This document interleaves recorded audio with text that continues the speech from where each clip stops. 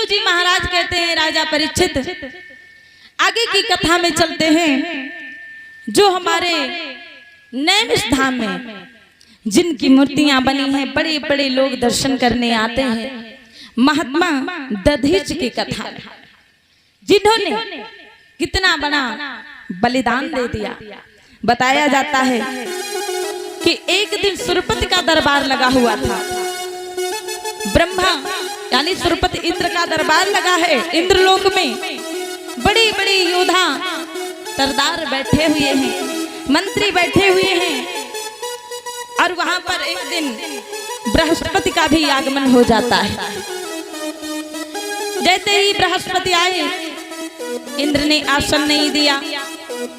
जब इंद्र ने आसन नहीं दिया, गुरुवर को सम्मान नहीं दिया, तो गुरु वहां से नाराज होकर के लौट पड़े। कहा गया है प्यारे कि गुरु से बड़ा तो कोई है नहीं, ज्ञान उसी से मिलता है। कि गुरु बिन ज्ञान कहाँ रखा है, हीरा सजनम गवा रखा है।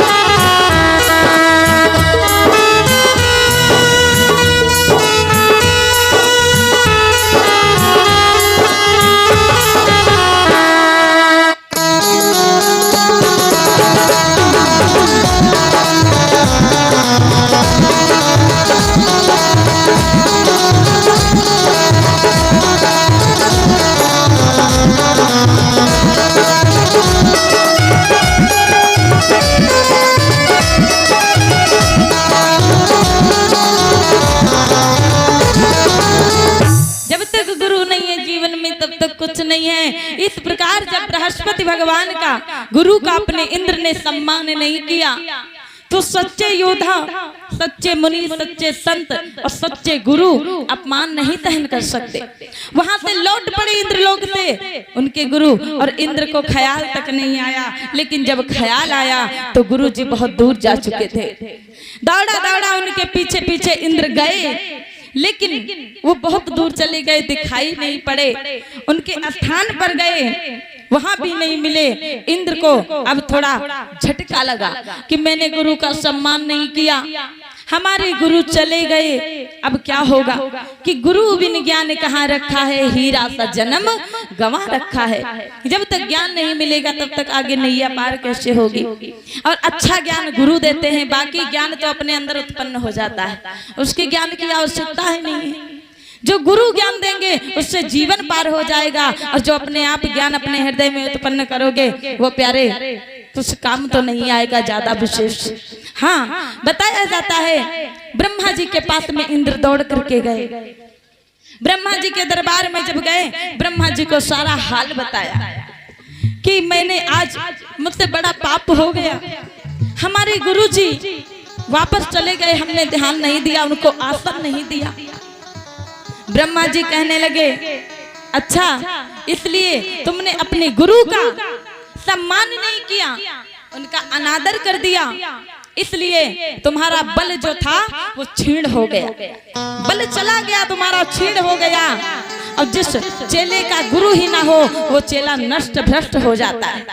कहने लगे खैर, ब्रह्मा जी ने उपाय बताया, अब बृहस्पति नहीं मिले तो विश्व रूप के पास में चले जाओ, वो कोई ना कोई उपाय तुमको बताएंगे जिससे आप दैत्यों से छुटकारा तुमको मिल जाएगा।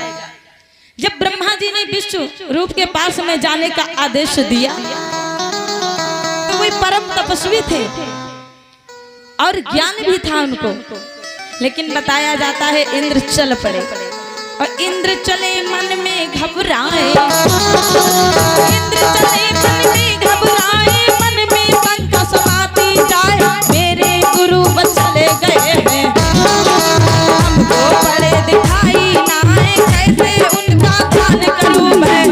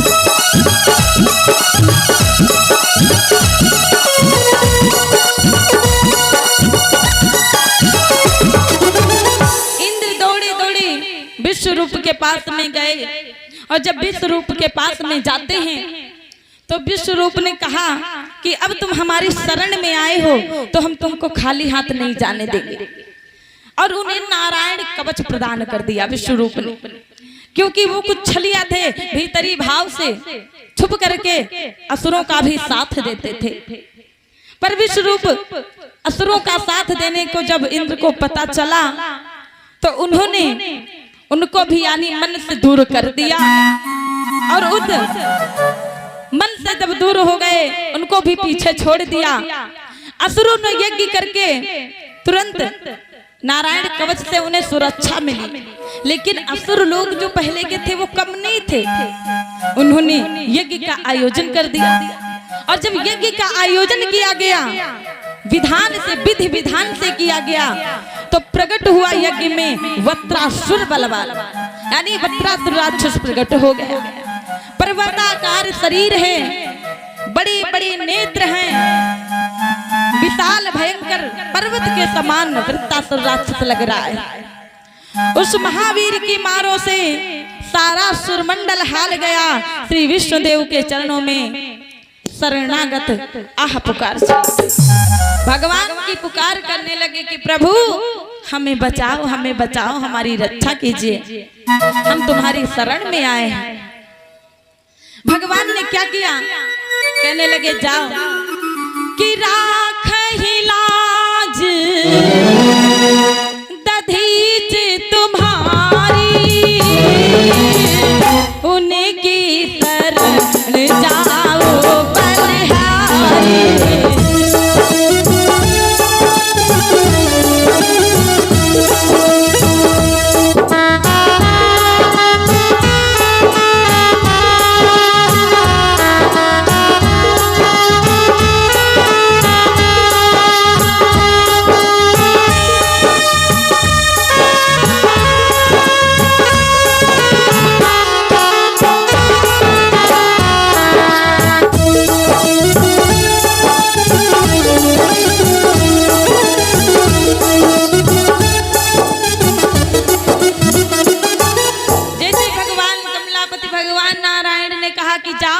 महात्मा दधीच के पास में चले जाओ, वे परम तपस्वी ज्ञानी हैं और इस वृत्तासुर का अंत ऐसे वैसे शस्त्र से नहीं हो पाएगा।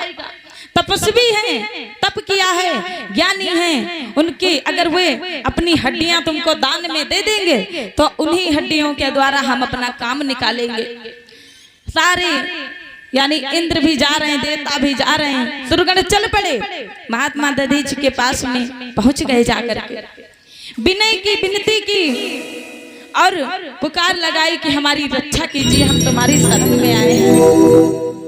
दधीच महाराज जी ने देखा, एक बात बताओ, कहीं मांगे से प्राण मिलते हैं? संसार में कोई प्राण नहीं देगा। यूं तो लोग कहने लगते हैं हम तुम्हारे लिए अपनी जान दे देंगे। जान कौन देता है? एक ये कहा गया है प्यारे, जान कोई नहीं देता, चाहे हम है, बड़ा जीवन अनमोल है जो हमको ये जिंदगी मिली है और हम किसी के लिए अपनी जान गंवा दें, ये कहाँ का न्याय है? प्रभु के लिए अपना सब कुछ छोड़ करके आज हम यहाँ बैठे हैं, किसी के लिए छोड़ करके नहीं, अपने नारायण के लिए भजन हो रहा है और हमारे प्रभु जो हमको दे रहे हैं वो भी हमको मिल रहा है। अरे कौन किसी के लिए मरता है? कहा है कि कसम वादे प्यार वफा बातें हैं, बातों का क्या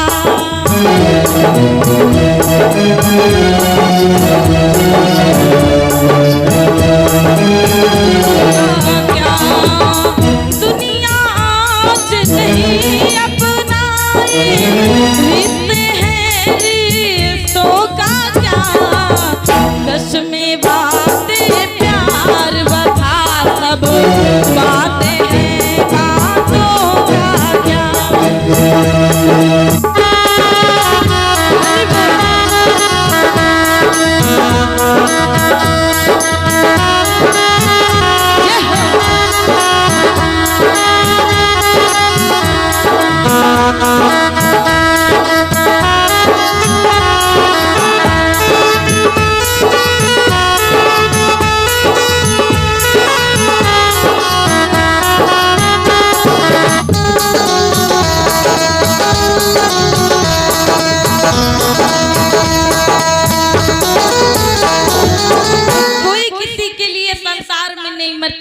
अपने माता पिता के लिए मरो, अच्छा लगेगा, अपने भाई बहन के लिए मरो, अच्छा लगेगा, अपने प्रभु के लिए मरो, जान दे दो, अपने गुरु की शरण में जान दे दो, अच्छा लगेगा। लेकिन और कोई जान देने की क्षमता ही कहाँ रखी है? थोड़ा सा कांटा लग जाए तो तिल मिला उठते हैं लोग, और लोग कहते हैं तुम्हारे लिए हम आग में जल करके जान दे देंगे। कभी नहीं हो सकता। जैसे ही दरबार में पहुंचे, महात्मा दधीच से कहने लगे, इंद्र कि योग से आपको जाहिर है देवों पर संकट छाया है, इसलिए भिखारी बना हुआ दीन शरण में आया है, हमारी रक्षा कीजिए। तुम तो परम तपस्वी ज्ञानी हो कि देवों पर संकट आया है, हमारी रक्षा कीजिए प्रभु। महात्मा दधीच कहने लगे, बहुत अच्छा किया, हम तो मुस्कुरा करके तुम्हारी गति को देख करके ही पहचान गए थे कि तुम्हारी क्या हालत है। लेकिन कहा गया है, महात्मा दधीच कहने लगे, पुत्र और माता, बहन और भाई, इन सब का रिश्ता तोड़ करके, संसार का मोह छोड़ करके तुम हमारी शरण में आए हो, हम तुमको विमुख जाने नहीं देंगे। कहा है कि पर्वत पे डेरा है, बड़ा जलवा तेरा है, हम तेरे लाल हैं, माँ लगा लो गले, हम तेरे लाल हैं, माँ लगा लो गले।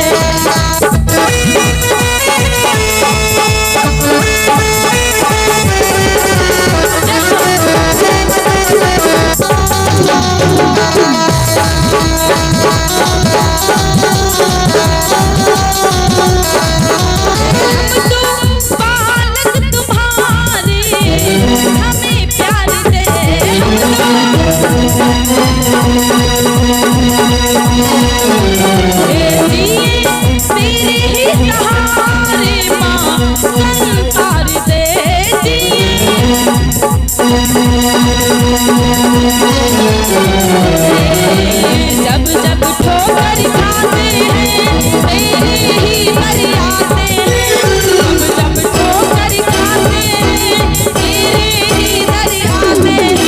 ये बेटे तेरे हम तेरे लाल हैं, माँ लगा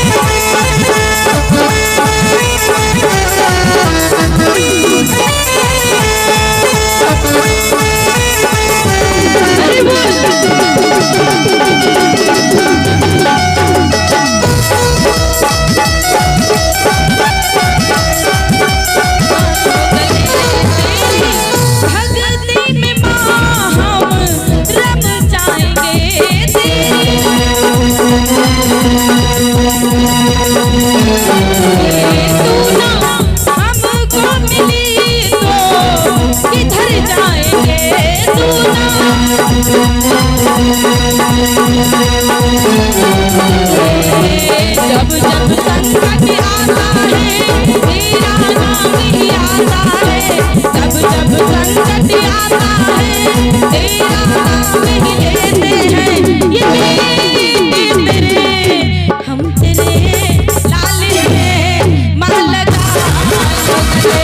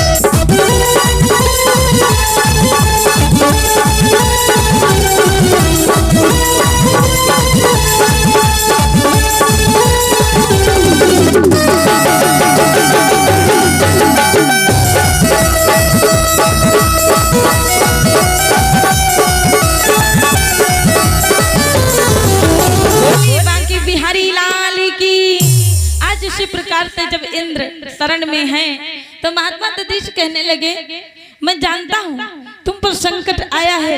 इस प्रकार से जैसे मुस्कुरा करके दधीच कहने लगे कि देखो हम तुम्हारी चिंता को समझते हैं। जिसके पास प्रभु है, जिसके पास ज्ञान है, उसको किसी सहायता की क्या जरूरत। कहने लगे बेटा एक बात संसार में जान करके चलना कि इनको संसार जानता है, इसको संसार जानता है, मांगे से मिलते प्राण नहीं, और चाहे जितना भी त्यागी हो पर तन देना आसान नहीं।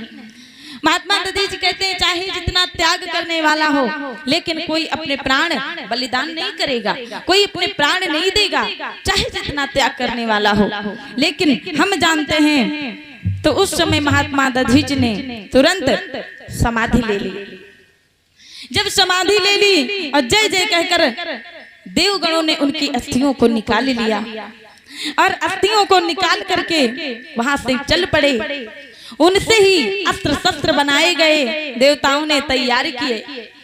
जो आज महान पावन धरती नीमसार क्षेत्र में जहां चक्र बना हुआ है और वहां पर भगवान महात्मा दधीच इंद्र की सारी झलकियां दिखाई गई हैं, जहां पर हजारों संख्या की भीड़ में साधु संतों ने तप किया।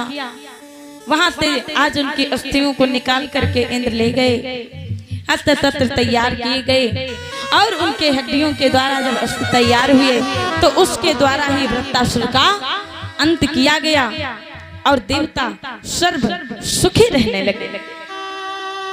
धीरे धीरे सुखदेव जी महाराज कहते हैं कि राजन आगे का हाल थोड़ी सी चर्चा, आगे का हाल बताने लगे कि सुनिए, हिरण्याक्ष दो भाई थे, हिरण्याक्ष हिरण्यकश्यप। तो राजन दोनों भाइयों में बलवान थे, लेकिन उनको वरदान था कि भगवान के हाथों मृत्यु होगी। उनके भी भाई हिरण्यकश्यप बचा और जब भगवान ने हिरण्याक्ष का वध कर दिया और धरती को जल पर रख करके चले गए, तो भाई का मरना सुनते ही भाई का लोहू उबल पड़ा। कुछ सोच समझ कर हिरण्याकश्यप तप करने घर से निकल पड़ा। भाई भाई में इतना प्रेम था, इतना स्नेह था, निकल पड़े घर से। कहने लगे कि हम ऐसे मारेंगे तो पाप लगेगा, हम पूर्ण नहीं कर पाएंगे, कुछ भगवान से मांग ले। भक्ति करके कुछ पाने के लिए कुछ खोना पड़ता है, तो पाने के लिए खोने की बात यह है, मेहनत करो, फल तुमको स्वयं नारायण देंगे। कहा गया है कि मन की बात हृदय बसे प्रभु सब जानत हो, इन रघुवर ने क्या छिपा जिनके कृष्णा हो कन्हैया, जिनके कृष्णा हो।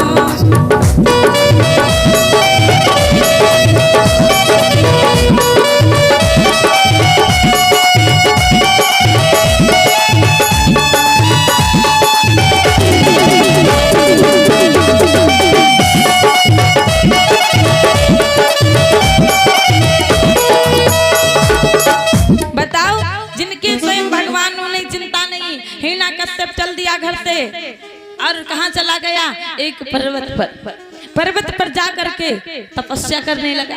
किसकी तपस्या?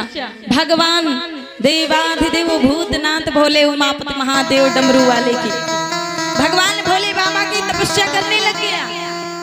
धीरे धीरे कठोर तपस्या, एक राक्षस था लेकिन तब भी भगवान की तपस्या की, तब भी भगवान प्रकट हुए। एक दिन भगवान भोले बाबा प्रकट हो गए। भोले बाबा ने कहा क्या मांगना चाहते हो मांग लो, हम तुमसे प्रसन्न हैं, जो तुम्हारी इच्छा कहे मांग लो हमसे, हम वो वरदान तुमको देंगे। हिरण्याकश्यप बहुत चतुर था कि भगवान से ऐसी चीज मांगेंगे जिसका संसार में उपाय ना हो। लेकिन याद रखना, भगवान ने अगर मर्ज दी है तो दवा भी दी है, मर्ज दी है तो दवा दी है। भगवान भोले बाबा ने कहा क्या मांगना चाहते हो, तो क्या बोला कि वह बोला लूंगा तो ऐसा जो और किसी को दिया न हो, और दानी हो तो वह दे दो देव जो और किसी ने लिया न हो।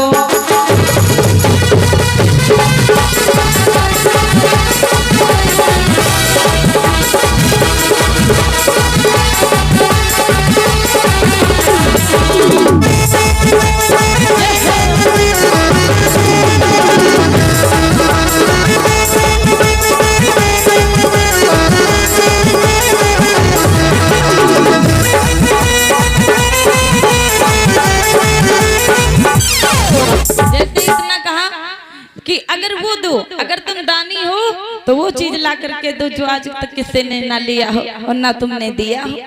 भगवान भोले बाबा कहने लगे ऐसी कौन सी चीज लेना चाहते हो? तो कहने लगा निश में न मरूं, दिन में न मरूं, बाहर न मरूं, भीतर न मरूं, नर से न मरूं, पशु से न मरूं, और व्यापे कोई हथियार नहीं, जीवन में मुझे भोगने को रह जाए कोई बिहार नहीं। कि ना तो मेरी मृत्यु रात में हो, ना दिन में हो, ना बाहर हो, ना भीतर हो, ना अस्त्र से हो, ना शस्त्र से हो, और संसार में कोई भी अस्त्र हम पर काम ना कर पाए, ऐसा वरदान दीजिए। भगवान भोले बाबा वरदान दे करके अंतर्ध्यान हो गए अपना डमरू बजाते हुए। जब महादेव चले गए, ये वरदान पा करके हिरण्यकश्यप मतवाला हो गया। एक बात, जब किसी के ऊपर किसी का हाथ होता है तो गर्व के साथ कहता है कि अभी मेरे पिता की कमाई है, हम खर्चा करेंगे। मेरा पिता कमाता है, पुलिस कमिश्नर है, बेटा खर्चा करता है। लेकिन जब अपनी कमाई आती है, अपनी कमाई की बारी आती है, तो बेटा 100 बार सोचता है इसी में खर्चा चलाना है। बेटे की पिता की कमाई तो उड़ गई, लेकिन अपनी कमाई पर लोग ध्यान देते हैं। इसीलिए जब अपने राज दरबार हिरण्यकश्यप लौटा तो सभी ऐलान कर दिया गया, जितने बड़ी शूर सरदार हैं सब राजमहल में आ जाएं, और आदेश दिया कि आज से मैं ही तुम्हारा भगवान हूँ, कि बंध रहो उसी में ताकि तुम्हें बंधुआ बनकर रहना न पड़े, जो कहा जाए सो किया जाए, दूसरी बार कहना न पड़े। सब लोग डरने लगे, थर थर थर थर मंत्रीगण कांपने लगे कि पहले जिसने मेरे भाई का अंत किया है वो नारायण छलिया है, वो हमारा शत्रु है, हमारा बैरी हो गया, अब उससे नाता नहीं, यहाँ का भगवान मैं हूँ। ये ऐलान कर दिया गया है हिरण्यकश्यप ने। कोने कोने में ये ऐलान होता है प्यारे, और कहा भी गया। हाँ, तो इस प्रकार से आज कोने कोने में ऐलान कर दिया हिरण्यकश्यप ने। और आगे की चर्चा आप कल दोपहर की बेला में, और ध्यान देना कल पुनः 1 बजे से कथा प्रारंभ हो जाएगी, 4:30 बजे तक आप लोग कथा का ऋषभपान करेंगे, और रात्रि में 8 बजे से और 11:30 बजे तक आप लोग कथा प्रस्थान करेंगे। जिस तरह आइए अभी कहते हैं जैसे ऐलान कर दिया गया, कोने कोने में सब डर करके बैठ गए, यज्ञ हवन इधर उधर कर दिए गए, कहीं कुछ दिखाई ना दे जाए। बहुत सुंदर आगे की